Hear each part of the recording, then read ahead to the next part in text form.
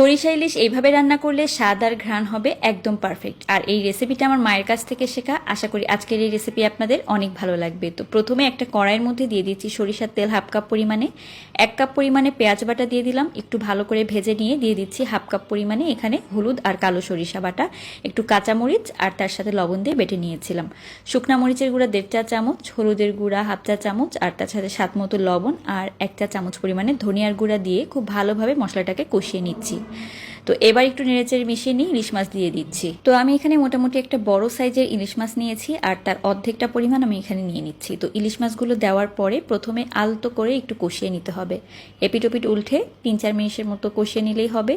এরপর আমি ওই যে সরিষা বাটা দিয়েছিলাম সেই বাটিটা ধুয়ে একটুখানি পানি দিয়ে দিলাম মাছটা ভালোভাবে সেদ্ধ হওয়ার জন্য। তো পানি দেওয়ার পরে 5-6 মিনিট একটু নেড়ে দিয়েছি। আর নেড়ে দেওয়ার পরে দেখতে পাচ্ছেন এখানে কাঁচামরিচ দিয়ে দিলাম, কাঁচা এবং পাকা 2 ধরনের কালার নিয়েছি, দেখতে ভালো লাগবে। তো মরিচটা দেওয়ার পরে 5 মিনিট রান্না করলেই কিন্তু তৈরি হয়ে যাবে সুস্বাদু সরিষা ইলিশ। এভাবে রান্না করে দেখতে পারেন।